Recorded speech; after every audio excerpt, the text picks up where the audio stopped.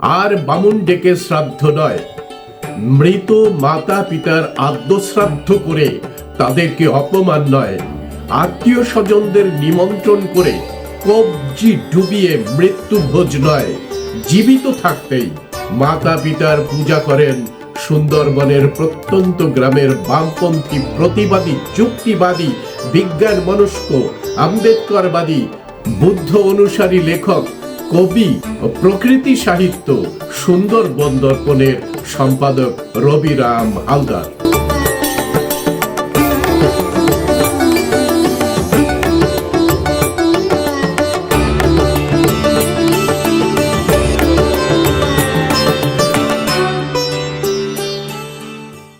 প্রিয় দর্শক, চারিদিকে শোরগোল ফেলে দিয়েছে ব্রাহ্মণবাদ ছুঁড়ে ফেলার আন্দোলন।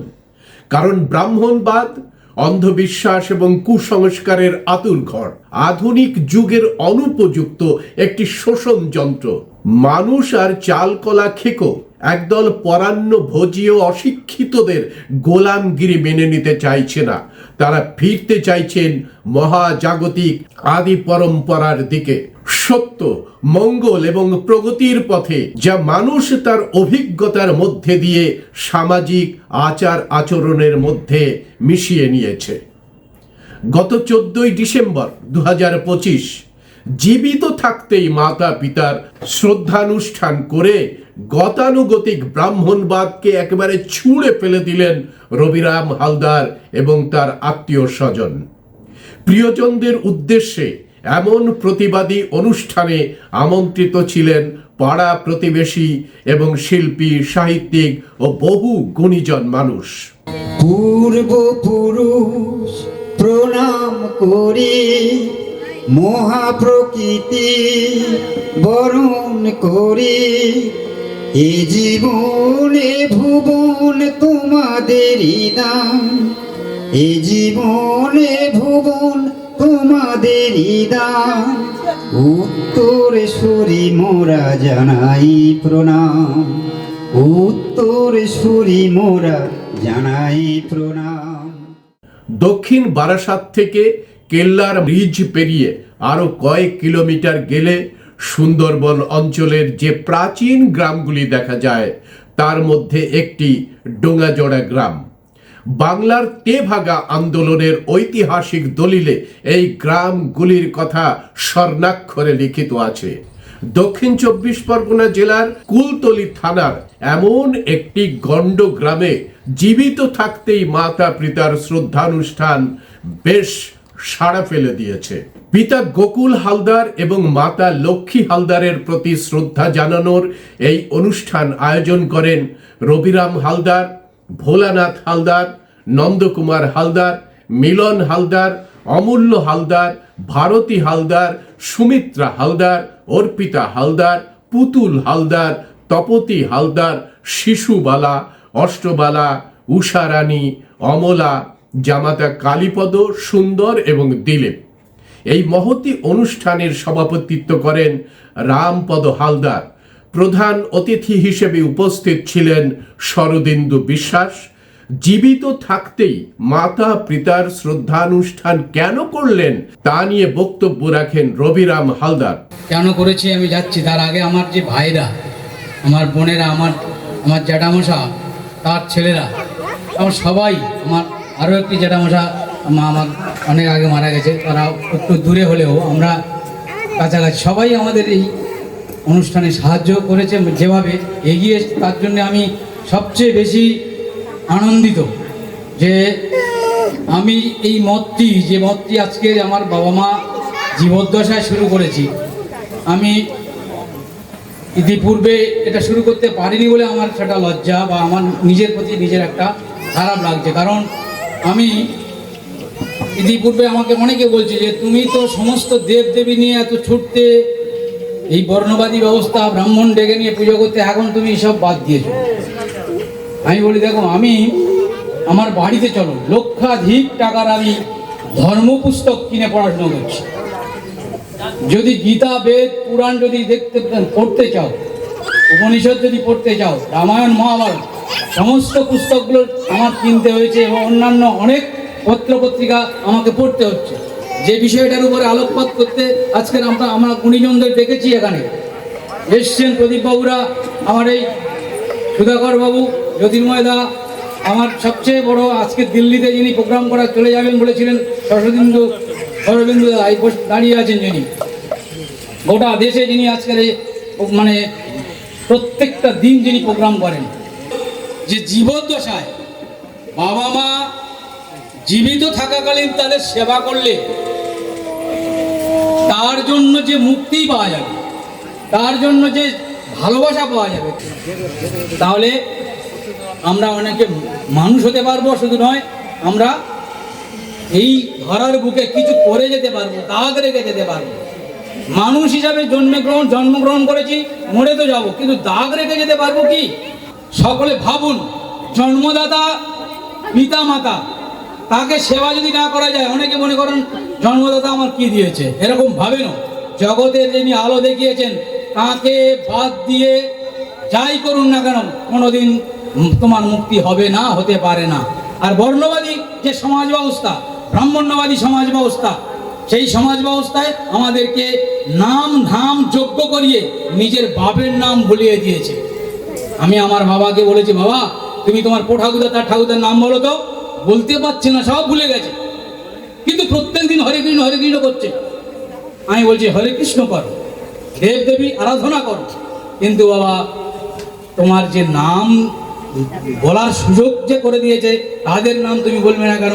হরে কৃষ্ণ করো, কিন্তু আমি তোমার 7 পুরুষের নাম লিখিয়েছি, তুমি বলো পরমানন্দ, পরমেশ্বর, হরি, আরমণি, বিজয়।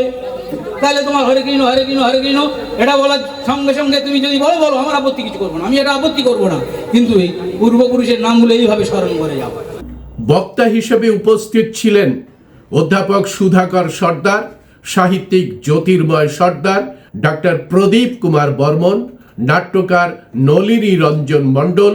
উপস্থিত বিশিষ্ট বর্গের মধ্যে উপস্থিত ছিলেন ডাক্তার কৌস্তব মণ্ডল, ডাক্তার সুভাষ হালদার, শ্রীমন্ত মণ্ডল, সমীর সর্দার, রজনী হালদার, রামপ্রসাদ হালদার সহ অসংখ্য গুণীজন। অনুষ্ঠানে কবিতা পাঠ করে শোনান ভক্তদাস সর্দার, সঙ্গীত পরিবেশন করেন জয়দেব কুমার মণ্ডল এবং সমতুল সর্দার। সমগ্র অনুষ্ঠানটি সঞ্চালনা করেন প্রদীপ কুমার বর্মন। দেখুন সেই অনুষ্ঠান।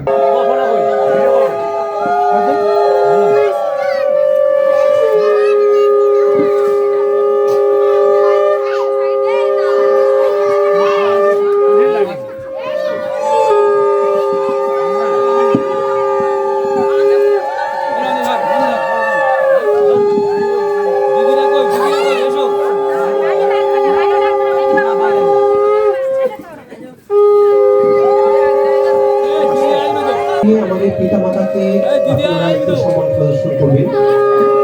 প্রীতির পরশ দাও ব্যথিত প্রাণে, জীবন ধন্য করো আশিস দানে। শ্রাবণের ধারা হয়ে পড়ুক ঝরে, দাও প্রেরণা হৃদয়ে ভরি, হে প্রিয়জন। এখন বাবা মাকে মালা দিয়ে শ্রদ্ধা নিবেদন করছেন রবিরাম হালদার।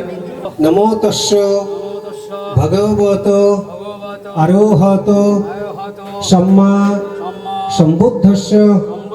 নমো তস্য ভগবত আরোহত সম্মা সম্বুদ্ধস্য। জীবনের মূল চাবিকাঠিটা দেওয়া আছে এই সংবিধানের মধ্য দিয়ে। আপনি যতই মন্দিরে যান, মসজিদে যান, গির্জায় যান, হরিনাম করে বেড়ান, মুক্তি আপনার হবে না এই বইটি যদি আপনার ঘরে না থাকে। আপনার ছেলে দিশেহারা হয়ে যাবে, পথে বসে যাবে। আর এই শক্তি যদি আপনার বাড়ি থাকে, কেউ আপনাকে পথে বসাতে পারবে না। আমরা শপথ গ্রহণ করছি, আমরা সংবিধানের মধ্য দিয়ে আমরা কুসংস্কার দূরীকরণ করে সুস্থ সংস্কার মানুষের মধ্যে পৌঁছে দেব। আমরা এই অন্ধকার কাটিয়ে জ্ঞানের আলো সমাজের কাছে পৌঁছে দিতে আমরা বদ্ধপরিকর। একটা কথা আছে, একটি কণা আগুন পেলে লক্ষ প্রদীপ জ্বলে, একটি মানুষ হলে হাজার জগৎ চলে। তো রবিরাম বাবু যা করলেন, তিনি জগৎকে টলালেন এবং এই যে বীজ বপন হলো, এই বীজ চারিদিকে প্রচিত হবে। শত সুখে মোরা নত যেন হই, বিপন্ন মানুষের ব্যথা বুকে বই। শত সুখে মোরা নত যেন হই, বিপন্ন মানুষের ব্যথা বুকে বই। আসুক ঝঞ্ঝা ভয় সব বাধা করি জয়, আসুক ঝঞ্ঝা ভয় সব বাধা করি জয়। সত্যের পথে যেতে কভু না ডরি, মোরা সত্যের পথে যেতে কভু না ডরি। দাও প্রেরণা হৃদয় ভরি, হে প্রিয়জন। আর মরার পরে আমি বাবা মাকে আর তখন খেতে দিলাম না, বাবা মাকে তাদের খারাপ বিছানায় রেখে দিলাম। গায়ে দিনে ঘাকার লোক পেশাব করলো, পায়খানা করলো, বিছানায় থাকলো। আর এবারে আমি মরে যখন যাবে আমি বামনের ডাকলাম, লোক বসা করে প্যান্ডেল করলাম, করে তাকে শুধু খাওয়ার ব্যবস্থা। তুমি কি বলবে তোমার ছেলেকে মেয়েকে এইভাবে করতে বলবে? তুমি কি বলবে যে দেখ কিরকম করলো? আমার ছেলে মেয়েরা, আমার তেমনি অনেক ছেলে, আমার তিনটে ছেলে মানে তো আমাদের তো সেটা নিয়ম ধরো, স্যাদো বামন থেকে স্যাদো গলায় দড়ি করবে, কিন্তু এগুলো তো তার করতো। এবার এটা শোনার পর ছেলেগুলো জ্ঞান ফিরবে নাকি? বেশ, জ্ঞান ফিরবে। বাহ। জ্ঞান যখন ফিরবে তখন ওরা বলছে যেটা ভালো করেছে, বলবে যে যে কাজটা হয়েছে ভালো কাজ হয়েছে, যে কথা বলেছে যুক্তিসঙ্গত কথা। তোমার নাম কি দিদি? আমার নাম কাকলি হালদার। কাকলি। আর তোমার নাম? মাধবী হালদার। মাধবী হালদার। হে প্রিয়জন প্রণাম করি, চরণ খানি বক্ষে ধরি।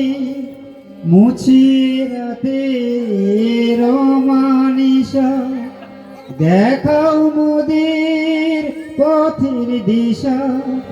দাও প্রেরণা হৃদয় ভরি, হে